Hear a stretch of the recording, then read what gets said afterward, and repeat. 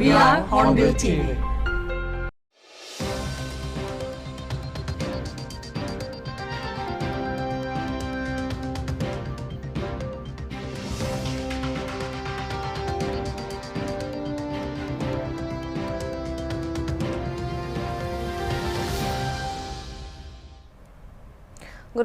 Good evening, viewers. This is Yanka Kekrizanya Solo. You're now watching Hornbill TV's Prime Time. First, the headlines.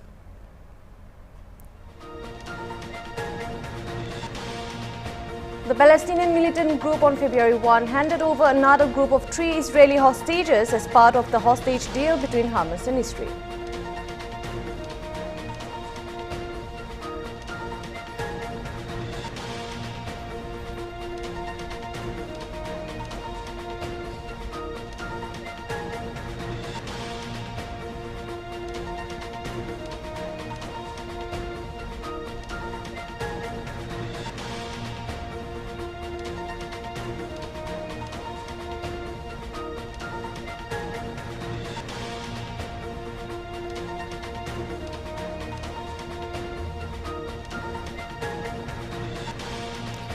Canadian Prime Minister Justin Trudeau announced his government will impose 25% tariffs on American goods worth 155 billion Canadian dollars in retaliation for US President Trump's decision to impose 25% tariffs on all imports from the neighboring nations starting from Tuesday.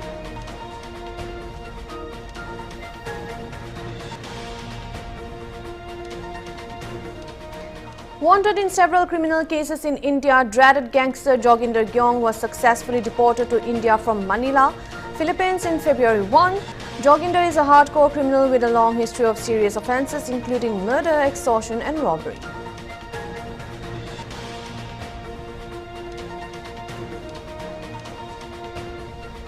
The Supreme Court has granted custody parole to Tahir Hussain, the AIMIM MLA candidate from Mustafabad Assembly constituency, allowing him to campaign for the upcoming Delhi Assembly elections.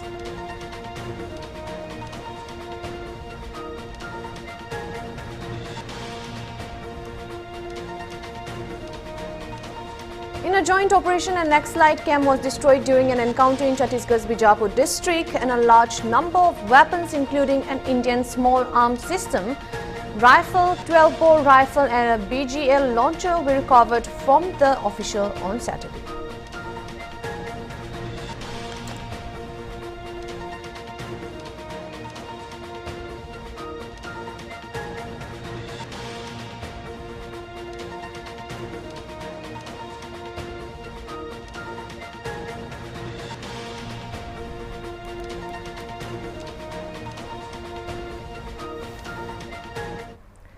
Those were the top headlines, and now for the news in details.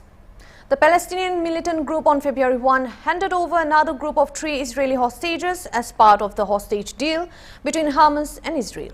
Dozens of Palestinian prisoners and detainees were released in exchange in the latest stage of a truce aimed at ending the 15-month war in Gaza. Ofer Calderon, a French-Israeli dual national, and Yarden Birbas were handed over to Red Cross officials in the southern Gaza city of Khan Yunis before being transferred to Israel. Israeli-American Kate Siegel was separately handed over at the Gaza City seaport, and massive crowds gathered at the location in Tel Aviv, known as Hostage Square, to watch the release of Israeli hostages in the morning on giant outdoor screens, mixing cheers and applause with tears as 3 men appeared. The Saturday handover saw none of the chaotic scenes that overshadowed an earlier transfer on Thursday when Hamas guards struggled to shield hostages from a surging crowd in Gaza. However, Israeli Prime Minister Benjamin Netanyahu seemed quite satisfied by the non-turbulent exchange on February 1. Alongside welcoming the hostages, Netanyahu demanded the safe exit of his countrymen in the coming phases too. It is noteworthy that total number of hostages freed so far is 18, including 5 Thais who were part of an unscheduled release on Thursday. After Saturday's exchange, Israel will have released 583 Palestinian prisoners and detainees, including militants serving life sentences for deadly attacks, as well as some detained during the war but not charged. As the fighting has abated, diplomatic efforts to build a wider settlement have stepped up, and Prime Minister Benjamin Netanyahu is expected to meet US President Donald Trump on Tuesday with the ceasefire in Gaza and a possible normalization of relations with Saudi Arabia as part of a post-war deal likely to be a focus. כמה טוב לראות אתכם בבית. יחד עם כל אזרחי ישראל ויחד עם רבים בעולם, רעייתי ואני התרגשנו כל כך לראות אתכם איתנו. מוקדם יותר השבוע, בפעימה הקודמת, הבהרנו באופן נחוש שלא נקבל את הפרת ההסכם. התעקשנו על כך והקדמנו בשבוע את שחרורם של 3 מחטופינו. כמו כן, אחרי המראות שכולנו ראינו שלשום, דרשנו יציאה בטוחה של חטופינו בשחרורים הבאים. וכפי שראיתם היום, העמידה האיתנה הזו הוכיחה את עצמה. המסר עבר, התקבל ובוצע. ישראל מצפה שכל הפעימות הבאות גם הן יתבצעו באופן בטוח. בשעות אלה, המחשבות של כולנו נתונות לשירי, אריאל וכפיר ביבס.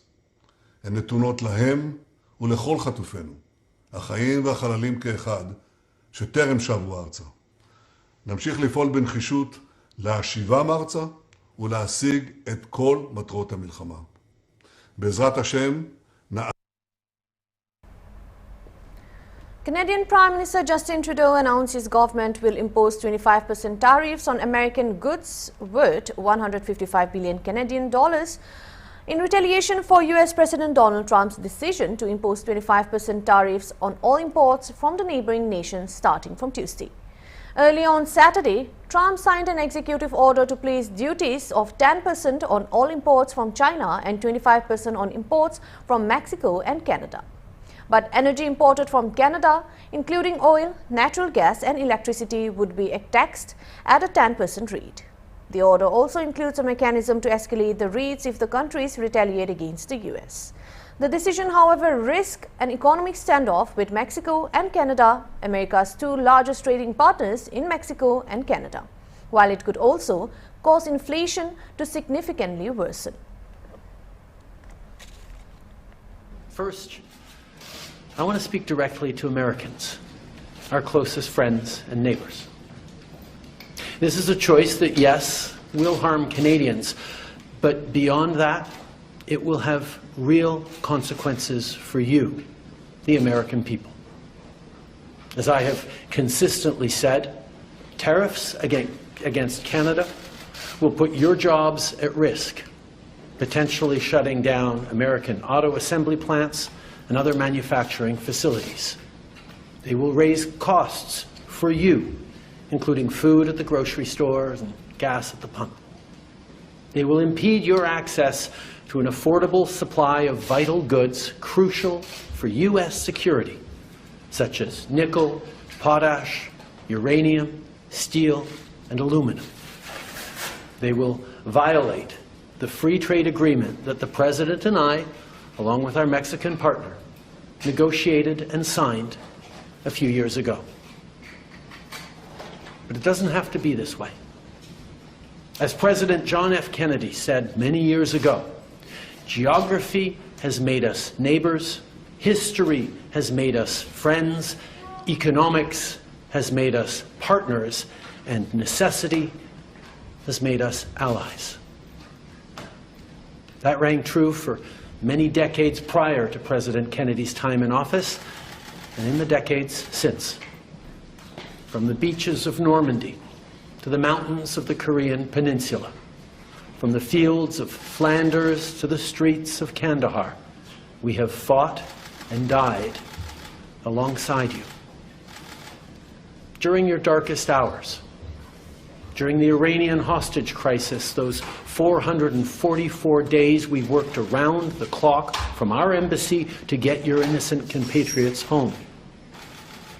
During the summer of 2005, when Hurricane Katrina ravaged your great city of New Orleans, or mere weeks ago, when we sent water bombers to tackle the wildfires in California. During the day the world stood still, September 11th, 2001, when we provided refuge to stranded passengers and planes, we were always there, standing with you, grieving with you, the American people. Together, we've built the most successful economic, military, and security partnership the world has ever seen. A relationship that has been the envy of the world. Yes, we've had our differences in the past, but we've always found a way to get past them.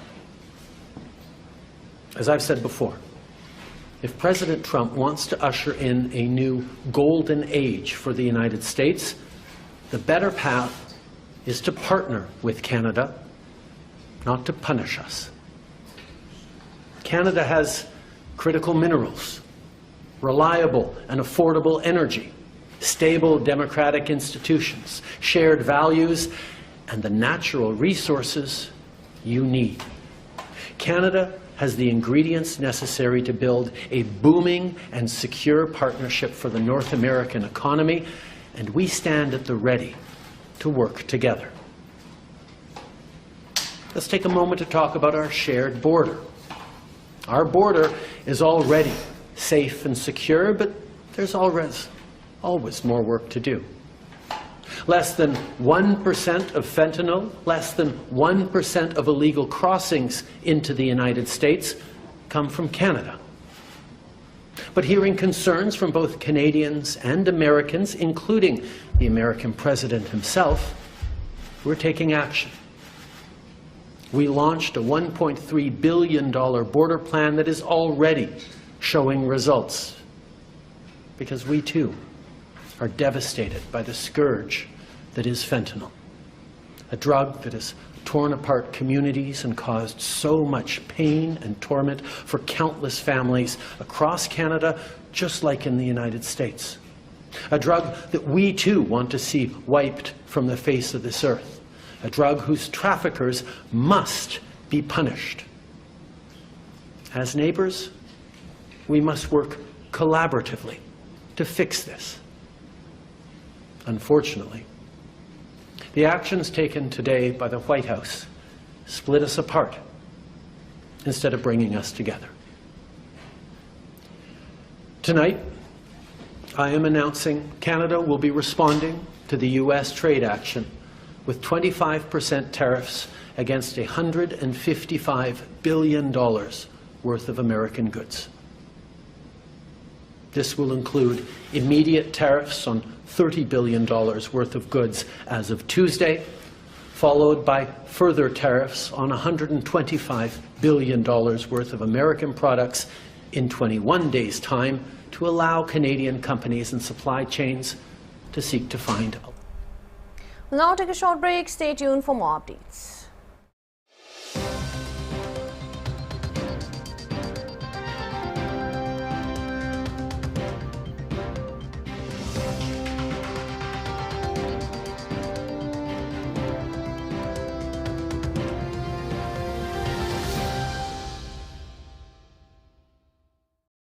विश्व के सबसे बड़े सांस्कृतिक समागम महाकुंभ प्रयागराज में अग्नि सुरक्षा के लिए 24 घंटे सतर्क और तत्पर है उत्तर प्रदेश अग्निशमन तथा आपात सेवा बल।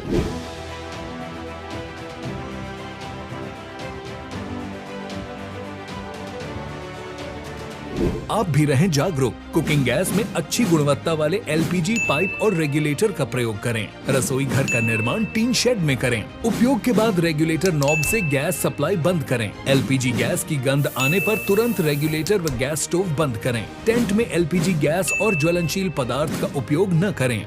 शिविरों में मानक के अनुरूप बिजली के कार्य कराएं। उच्च रेटिंग वाले एमसीबी ईएससीबी का प्रयोग करें। सर्किट, बल्ब, ट्यूबलाइट के मध्य कम से कम 15 सेंटीमीटर की दूरी सुनिश्चित करें। अपना कर यह आसान उपाय महाकुंभ को बनाए सुरक्षा का पर्याय। स्वच्छ, सुरक्षित एवं सुव्यवस्थित Mahakumbh 2025 Prayagraj. Sexually transmitted infections like syphilis and HIV can be transmitted from mother to child.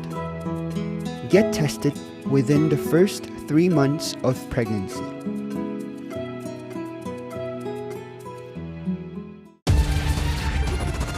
Black tiger cement, कमाल का काम टाइगर है ना।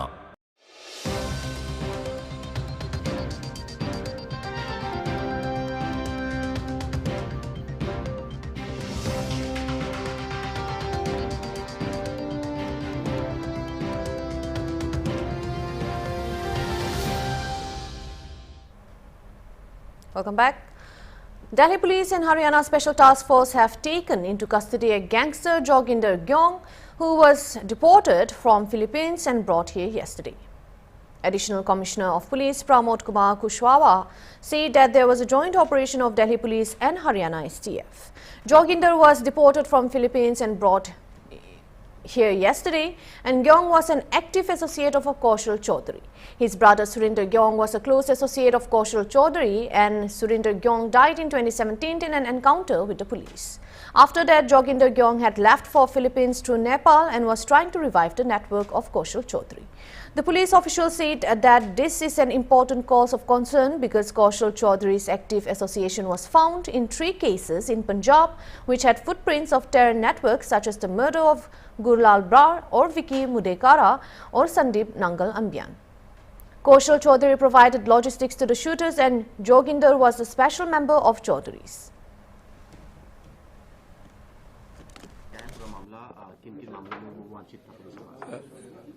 दिल्ली पुलिस और हरियाणा एसटीएफ का एक जॉइंट ऑपरेशन था जिसमें एक जोगिंदर ग्योंग जिसको हरियाणा से जिसको फिलीपीन से डिपोर्ट करा के लाए कल और उसकी अरेस्ट डाली गई है। जोगिंदर ग्योंग कौशल चौधरी का एक एक्टिव एसोसिएट था। इसका भाई सुरिंदर ग्योंग ये कौशल चौधरी के क्लोज एसोसिएट थे।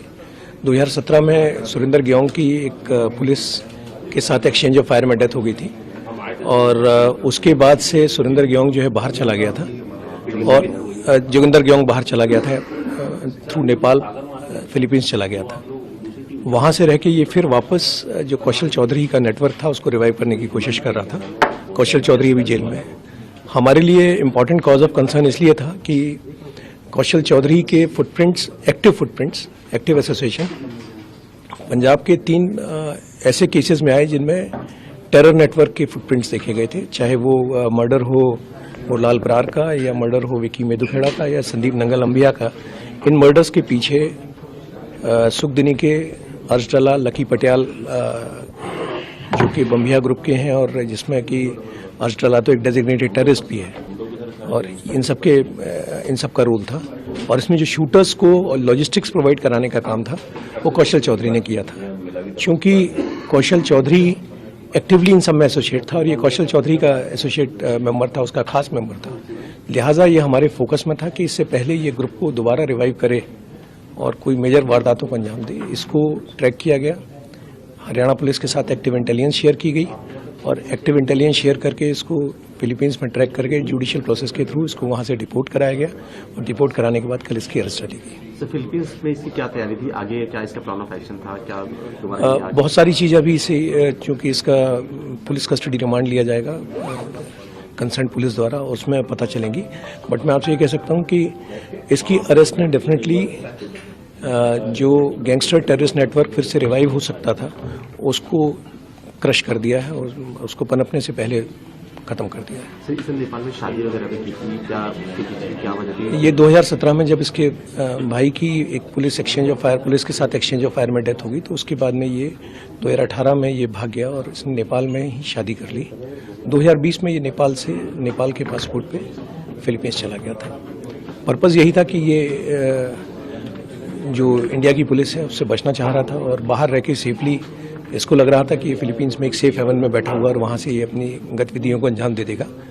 लेकिन एक मैसेज है इस तरह के गैंगस्टर्स को कि वो दुनिया के किसी कोने में जाए, जो कानून के हाथ उन तक पहुँचेंगे और वो प्रोसेस जो जुडिशियल प्रोसेस है वो उनको फेस करना पड़ेगा। ठीक है, thank you. There was on the arrest of Joginder Gyong. We'll now take a short break. Stay tuned for more updates.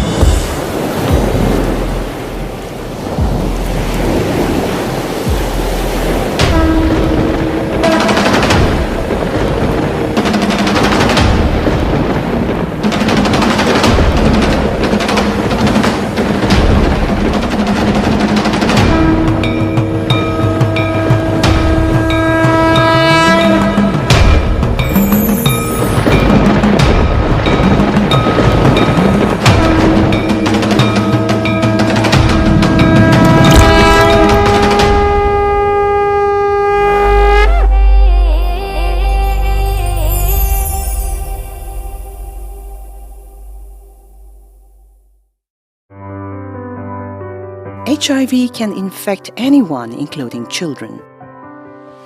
A woman with HIV can spread it to her baby during pregnancy, delivery, or breastfeeding.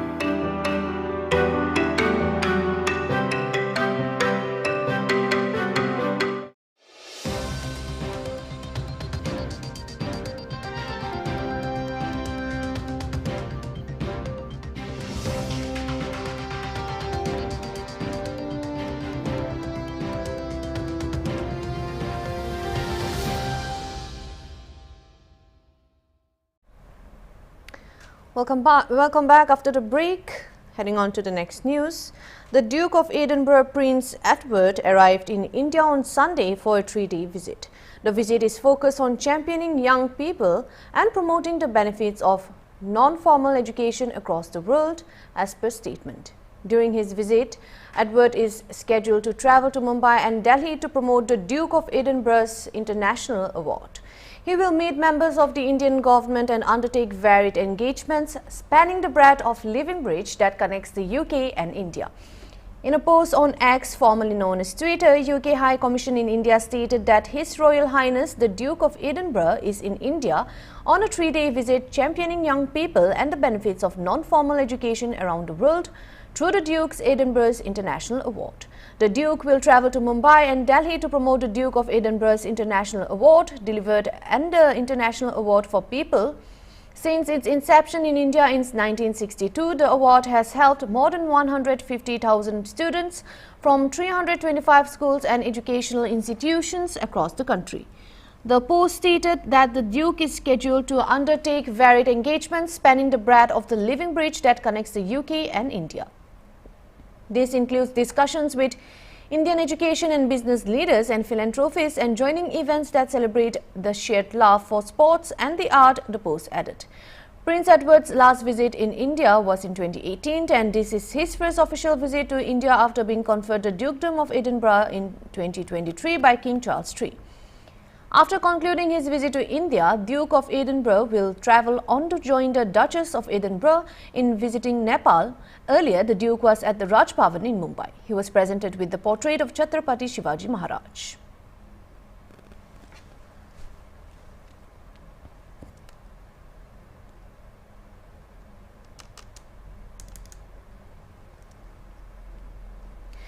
Israeli Defense Minister Israel Katz issued a stark warning on Saturday night to Zakaria Zubeidi, a high-profile Palestinian terrorist released on Thursday.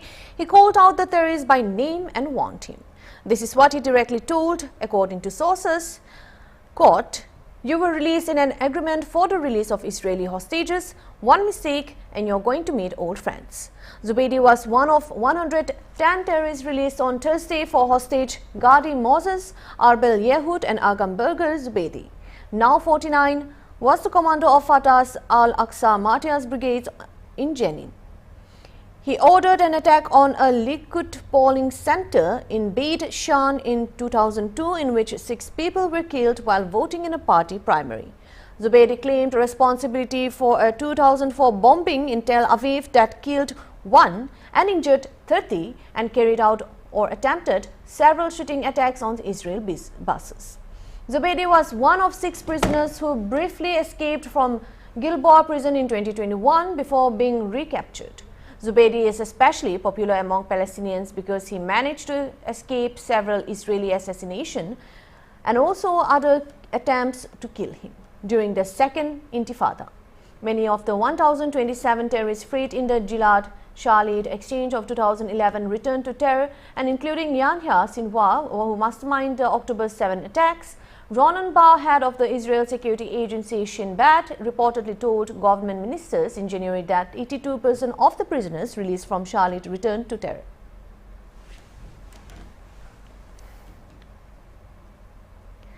The Maha Kumbh Mela continues to draw millions of devotees to the holy city of Prayagraj in Uttar Pradesh. As per the Uttar Pradesh Information Department, the spiritual gathering is witnessing a steady influx of devotees from across the country and abroad, with over 41.90 lakh pilgrims taking a holy dip by 8 a.m. today. This comes as no surprise, as the sacred event has already seen more than 33.6 crore devotees take part in the ritualistic dip in the holy waters of the Sangam, the confluence of the Ganga, Yamuna and the mythical Saraswati river by February 1st. The Kumbh Mela, regarded as one of the largest religious gatherings in the world, is held every 12 years, and this year the event is expected to continue drawing massive crowds throughout its duration. The city of Prayagraj is all set to host the Amrit Snan on February 3rd, coinciding with Basant Panchnami, a part of ongoing Maha Kumbh Mela 2025. As of Saturday, over 330 million, which is 333 crore devotees have taken the holy dip at Maha Kumbh, marking it as the largest religious gathering in the world. On the same day, more than 200 international devotees participated in prayers and bhajan kirtans in Prayagraj, expressing their appreciation for the spiritual energy and exceptional organization of the event. The Uttar Pradesh government has made elaborate arrangements for the event, which has been praised by devotees. Many have commended the government's effort in ensuring a smooth and safe experience for the pilgrims. The Maha Kumbh Mela 2025 that began at Prayagraj on January 13th is set to continue till February 26. The Maha Kumbh is held after every 144 years.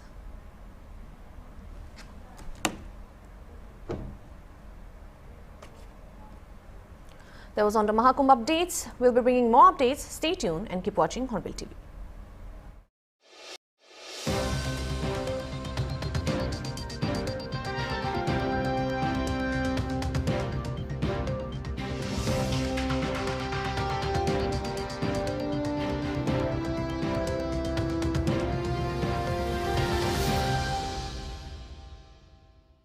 Information.